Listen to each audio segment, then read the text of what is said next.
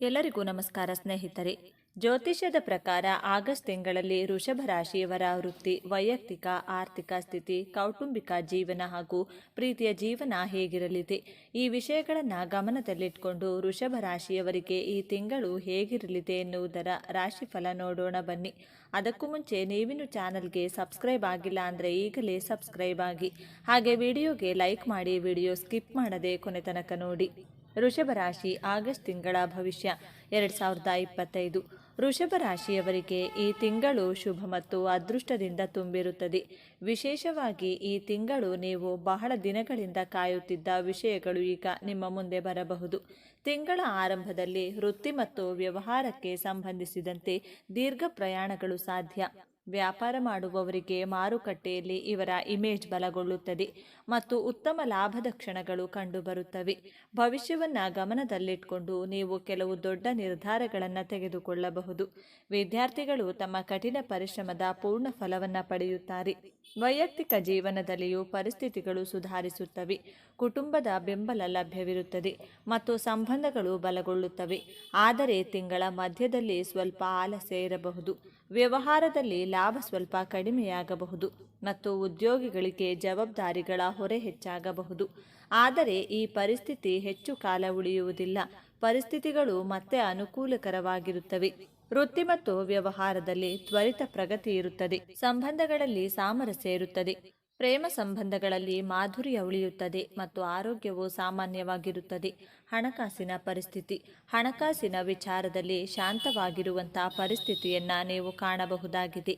ಆರಂಭದಲ್ಲಿ ನೀವು ಗಳಿಸುವಂತಹ ಆದಾಯ ಹಾಗೂ ಖರ್ಚು ಸಮಾನ ಪ್ರಮಾಣದಲ್ಲಿ ಇರುವಂತಹ ಸಾಧ್ಯತೆಗಳು ಹೆಚ್ಚಾಗಿ ಕಂಡುಬರುತ್ತಿವೆ. ಒಂದು ವೇಳೆ ಈ ಸಂದರ್ಭದಲ್ಲಿ ನೀವು ಹಣವನ್ನು ಇನ್ವೆಸ್ಟ್ ಮಾಡೋದಕ್ಕೆ ಅಥವಾ ಬೇರೆಯವರಿಗೆ ಸಾಲವಾಗಿ ನೀಡುವುದಕ್ಕೆ ಯೋಚನೆ ಮಾಡ್ತಾ ಇದ್ರೆ ಅದನ್ನು ನಿಲ್ಲಿಸುವುದು ಒಳ್ಳೆಯದು. ಇದು ನಿಮಗೆ ದೊಡ್ಡ ಮಟ್ಟದ ಆರ್ಥಿಕ ನಷ್ಟವನ್ನು ತಂದುಕೊಡಬಹುದು. ಈ ತಿಂಗಳಲ್ಲಿ ನೀವು ನಿಮ್ಮ ಹಣದ ಮೂಲ ನಿಮ್ಮ ಆಸೆಗಳನ್ನು ತೀರಿಸಿಕೊಳ್ಳಬಹುದಾಗಿದೆ ಹಾಗೂ ಆದಷ್ಟು ಈ ಸಂದರ್ಭದಲ್ಲಿ ಸೇವಿಂಗ್ ಮಾಡಿಕೊಳ್ಳಿ. ಆದರೆ ಅಂತ್ಯದಲ್ಲಿ ಹೆಚ್ಚಾಗುವಂಥ ಖರ್ಚುಗಳಿಂದಾಗಿ ಸ್ವಲ್ಪ ಮಟ್ಟಿಗೆ ಆರ್ಥಿಕ ಪರಿಸ್ಥಿತಿ ಕುಂಠಿತಗೊಳ್ಳುವ ಸಾಧ್ಯತೆ ಇದೆ. ಎಚ್ಚರವಾಗಿರಿ. ವೃತ್ತಿ ಜೀವನ. ಕರಿಯರ್ ಅಂದರೆ ಉದ್ಯೋಗ ದೃಷ್ಟಿಯಲ್ಲಿ ವೃಷಭ ರಾಶಿಯ ಜಾತಕದವರಿಗೆ ಉತ್ತಮವಾಗಿರಲಿದೆ ಅಂತ ವೈದಿಕ ಜ್ಯೋತಿಷ್ಯ ಶಾಸ್ತ್ರ ಹೇಳುತ್ತದೆ. ಹೊಸ ಕೆಲಸವನ್ನು ಹುಡುಕುತ್ತಿರೋ ನಿರುದ್ಯೋಗಿಗಳು ಕೂಡ ಉತ್ತಮ ಕೆಲಸವನ್ನು ಪಡೆದುಕೊಳ್ಳುವುದಕ್ಕೆ ಯಶಸ್ವಿಯಾಗಲಿದ್ದಾರೆ. ಆರಂಭದಲ್ಲಿ ನೀವು ಉದ್ಯೋಗದಲ್ಲಿ ಉತ್ತಮ ರಿಸಲ್ಟ್ ಪಡೆದುಕೊಳ್ಳುತ್ತೀರಿ. ಕೆಲವೊಂದು ಸೀಕ್ರೆಟ್ ಮೂಲಗಳಿಂದ ಒಳ್ಳೆಯ ಲಾಭವನ್ನು ಕೂಡ ಪಡೆದುಕೊಳ್ಳುತ್ತೀರಿ. ನಿಮ್ಮ ಸಹೋದ್ಯೋಗಿಗಳು ಹಾಗೂ ಹಿರಿಯ ಅಧಿಕಾರಿಗಳು ಜೊತೆಗೆ ಸಂಬಂಧ ಉತ್ತಮವಾಗಿರಲಿದೆ. ಅದೃಷ್ಟದಿಂದಾಗಿ ಸುಲಭವಾಗಿ ನೀವು ಕೆಲಸದಲ್ಲಿ ಪ್ರಮೋಷನ್ ಕೂಡ ಪಡೆದುಕೊಳ್ತೀರಾ. ಯಾವುದೇ ರೀತಿಯ ದೊಡ್ಡ ಲಾಭವನ್ನು ಪಡೆದುಕೊಳ್ಳೋಕೆ ಅಥವಾ ದೊಡ್ಡ ಸಾಧನೆಯನ್ನು ಮಾಡೋದಕ್ಕೆ ನಿಮಗೆ ಅದೃಷ್ಟದ ತಿಂಗಳಾಗಿರಲಿದೆ. ಈ ಸಮಯದಲ್ಲಿ ನಿಮ್ಮ ಪ್ರಯತ್ನಕ್ಕೆ ಸರಿಯಾದ ಪ್ರತಿಫಲ ದೊರಕಲಿದೆ. ದಾಂಪತ್ಯ ಜೀವನ. ಮದುವೆ ಅಂದರೆ ದಾಂಪತ್ಯ ಜೀವನದ ವಿಚಾರದಲ್ಲಿ ವೃಷಭ ರಾಶಿಯವರು ಮಿಶ್ರ ಫಲಿತಾಂಶವನ್ನು ಪಡೆದುಕೊಳ್ಳುವ ಸಾಧ್ಯತೆ ಹೆಚ್ಚಾಗಿದೆ. ತಿಂಗಳ ಆರಂಭದಲ್ಲಿ ದಾಂಪತ್ಯ ಜೀವನ ಉತ್ತಮವಾಗಿಯೇ ಮುಂದುವರಿಯಲಿದೆ. ನಿಮ್ಮ ದಾಂಪತ್ಯ ಜೀವನ ನಿಮಗೆ ಸಮಾಧಾನ ನೀಡುವ ರೀತಿಯಲ್ಲಿ ಮುಂದುವರೆದುಕೊಂಡು ಹೋಗಲಿದೆ. ಆದರೆ ದಾಂಪತ್ಯ ಜೀವನದಲ್ಲಿ ಚಿಂತೆಗಳು ಹೆಚ್ಚಾಗಲು ಪ್ರಾರಂಭವಾಗುತ್ತವೆ. ದಂಪತಿಗಳ ನಡುವೆ ಒಂದಲ್ಲ ಒಂದು ಭಿನ್ನಾಭಿಪ್ರಾಯಗಳು ಕಂಡುಬರುವಂತಹ ಸಾಧ್ಯತೆಗಳು ಕೂಡ ಇವೆ. ದಂಪತಿಗಳ ನಡುವೆ ಮಾತುಕತೆಗಳು ಕೂಡ ಹೆಚ್ಚಾಗುವಂತಹ ಸಾಧ್ಯತೆಗಳಿವೆ. ಸಮಯದಲ್ಲಿ ಹೆಚ್ಚಾಗಿ ಕಂಡುಬರುತ್ತದೆ.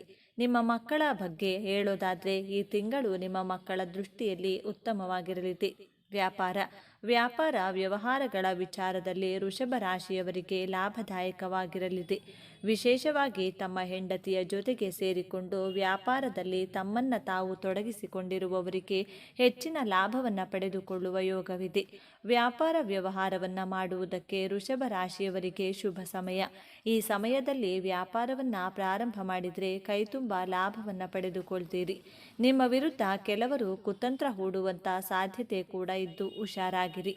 ಈ ತಿಂಗಳಲ್ಲಿ ಬಡ್ಡಿಗೆ ಸಾಲವನ್ನು ಕೊಡೋದಕ್ಕೆ ಸಂಪೂರ್ಣವಾಗಿ ನಿಲ್ಲಿಸಿ. ಈ ಸಂದರ್ಭದಲ್ಲಿ ನಿಮಗೆ ವ್ಯಾಪಾರಕ್ಕೆ ಹಣದ ಕೊರತೆ ಯಾವತ್ತೂ ಕೂಡ ಕಂಡುಬರುವುದಿಲ್ಲ. ಒಂದಲ್ಲ ಒಂದು ಮೂಲದಿಂದ ನಿಮಗೆ ಹಣ ಸಿಕ್ಕೇ ಸಿಗುತ್ತದೆ. ಆದರೆ ಹಣವನ್ನು ಡೆಪಾಸಿಟ್ ಮಾಡುವಾಗ ಸ್ವಲ್ಪ ಮಟ್ಟಿಗೆ ಹುಷಾರಾಗಿರಿ. Love and relationship. ತಿಂಗಳ ಆರಂಭದಲ್ಲಿ ರಿಲೇಶನ್ಶಿಪ್ನಲ್ಲಿ ನೀವು ಉತ್ತಮ ಫಲಿತಾಂಶವನ್ನೇ ಕಾಣಬಹುದು. ಈ ತಿಂಗಳಲ್ಲಿ ಹೊಸ ರಿಲೇಶನ್ಶಿಪ್ನಲ್ಲಿ ವೃಷಭ ರಾಶಿಯ ಜಾತಕದವರು ಪ್ರವೇಶ ಮಾಡುವ ಸಾಧ್ಯತೆ ಹೆಚ್ಚಾಗಿದೆ. ಅದರಲ್ಲೂ ವಿಶೇಷವಾಗಿ ಯಾರಿಗಾದರೂ ಪ್ರಪೋಸ್ ಮಾಡಬೇಕು ಅಂತ ಅಂದುಕೊಂಡಿರುವಂಥವರಿಗೆ ಖಂಡಿತವಾಗಿಯೂ ಇದು ಬೆಸ್ಟ್ ಟೈಮ್. ರಿಲೇಶನ್ಶಿಪ್ಗೆ ಸಾಮಾನ್ಯ ಸಮಯ ಅಂತ ಹೇಳ್ಬೋದು. ಈ ಸಂದರ್ಭದಲ್ಲಿ ನೀವು ನಿಮ್ಮ ಪ್ರೀತಿ ಪಾತ್ರರಿಗೆ ಅತ್ಯಂತ ಹತ್ತಿರವಾಗಬಹುದಾಗಿದೆ. ಆದರೂ ಕೂಡ ಸ್ವಲ್ಪ ಮಟ್ಟಿಗೆ ಜಾಗೃತರಾಗಿರಬೇಕು. ಯಾಕೆಂದರೆ ವಿನಾಕಾರಣ ನೀವು ಈ ಸಂದರ್ಭದಲ್ಲಿ ನಿಮ್ಮ ಸಂಗಾತಿಯ ಜೊತೆಗೆ ಜಗಳ ಮಾಡಿಕೊಳ್ಳಬೇಕಾಗಿ ಬರಬಹುದು. ವೈದಿಕ ಜ್ಯೋತಿಷ್ಯ ಶಾಸ್ತ್ರದ ಪ್ರಕಾರ ನಿಮ್ಮ ಹಾಗೂ ಸಂಗಾತಿಯ ನಡುವಿನ ರೊಮ್ಯಾನ್ಸ್ ಲೈಫ್ ಇನ್ನಷ್ಟು ಉತ್ತಮವಾಗಲಿದೆ. ಆರೋಗ್ಯ ಪರಿಸ್ಥಿತಿ. ನಿಮ್ಮ ಆರೋಗ್ಯ ಉತ್ತಮವಾಗಿರಲಿದೆ. ತಿಂಗಳ ಮಧ್ಯದವರೆಗೆ ಆರೋಗ್ಯದಲ್ಲಿ ಸ್ವಲ್ಪ ಮಟ್ಟಿಗೆ ಸಮಸ್ಯೆಗಳನ್ನು ನೀವು ಎದುರಿಸಬೇಕಾಗಿ ಬರುತ್ತದೆ ಅನ್ನುವುದನ್ನು ಕೂಡ ಈ ಸಂದರ್ಭದಲ್ಲಿ ವೈದಿಕ ಜ್ಯೋತಿಷ್ಯ ಶಾಸ್ತ್ರ ತಿಳಿಸುತ್ತದೆ. ಅದರಲ್ಲಿ ವಿಶೇಷವಾಗಿ ನಿಮ್ಮ ಮಾನಸಿಕ ಆರೋಗ್ಯದಲ್ಲಿ ಈ ಸಂದರ್ಭದಲ್ಲಿ ಸ್ವಲ್ಪ ಮಟ್ಟಿಗೆ ಸಮಸ್ಯೆಗಳು ಕಾಣಿಸಲಿವೆ. ಆದರೆ ಈ ಸಂದರ್ಭದಲ್ಲಿ ನಿಮ್ಮ ಪೋಷಕರ ಆರೋಗ್ಯದಲ್ಲಿ ಚೇತರಿಕೆ ಕಂಡು ಬರಲಿದೆ. ಆದರೆ ಈ ಸಂದರ್ಭದಲ್ಲಿ ನಿಮ್ಮ ಆರೋಗ್ಯದಲ್ಲಿ ಒಂದು ಚಿಕ್ಕ ನಕಾರಾತ್ಮಕ ಬದಲಾವಣೆ ಕಂಡು ಬಂದರೂ ಕೂಡ ಅದನ್ನು ನಿರ್ಲಕ್ಷ್ಯ ಮಾಡುವುದಕ್ಕೆ ಹೋಗಬೇಡಿ. ಶೈಕ್ಷಣಿಕ ಬದುಕು. ಶೈಕ್ಷಣಿಕ ಕ್ಷೇತ್ರ ವೃಷಭ ರಾಶಿಯ ವಿದ್ಯಾರ್ಥಿಗಳಿಗೆ ಸಕಾರಾತ್ಮಕ ಫಲಿತಾಂಶವನ್ನು ನೀಡಬಹುದೇ ಅನ್ನುವಂಥ ನಿರೀಕ್ಷೆ ಇದೆ. ಕಾಂಪಿಟೇಟಿವ್ ಎಕ್ಸಾಮ್ಗಳಿಗೆ ತಯಾರಿ ನಡೆಸಿಕೊಳ್ಳುತ್ತಿರುವಂಥ ವೃಷಭ ರಾಶಿಯ ವಿದ್ಯಾರ್ಥಿಗಳಿಗೆ ಉತ್ತಮ ಅಂಕಗಳನ್ನು ಪಡೆಯುವಂತಹ ಸಂಭಾವ್ಯತೆ ಹೆಚ್ಚಾಗಿದೆ. ಉನ್ನತ ವ್ಯಾಸಂಗಕ್ಕೆ ಮಾಡಬಹುದಾದಂಥ ಅವಕಾಶಗಳನ್ನು ಕೂಡ ನೀವು ಪಡೆದುಕೊಳ್ಳಬಹುದಾಗಿದೆ.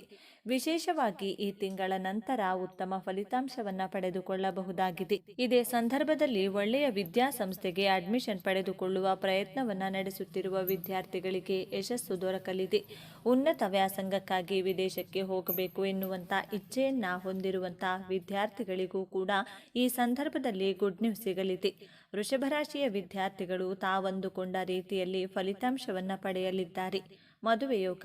ವೃಷಭ ರಾಶಿಯಲ್ಲಿ ಜನಿಸಿದವರಿಗೆ ಈ ಅವಧಿಯು ಹೊಸ ಪ್ರಣಯ ಸಂಬಂಧಗಳಿಗೆ ಅವಕಾಶಗಳನ್ನು ತರಬಹುದು.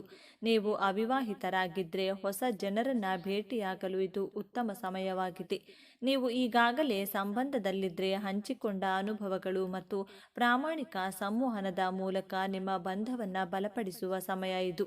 ಅಂತಿಮವಾಗಿ ಈ ಅವಧಿಯಲ್ಲಿ ನಿಮ್ಮ ಮದುವೆ ಅಥವಾ ಪ್ರಣಯ ಸಂಬಂಧಗಳ ಯಶಸ್ಸು ಪರಿಣಾಮಕಾರಿಯಾಗಿ ಸಂವಹನ ನಡೆಸುವ ಅನುಭೂತಿ ಮತ್ತು ತಿಳುವಳಿಕೆಯನ್ನು ತೋರಿಸುವ ಮತ್ತು ನಿಮ್ಮ ಸಂಗಾತಿಯ ಅಗತ್ಯಗಳಿಗೆ ಆದ್ಯತೆ ನೀಡುವ ನಿಮ್ಮ ಸಾಮರ್ಥ್ಯವನ್ನು ಅವಲಂಬಿಸಿರುತ್ತದೆ.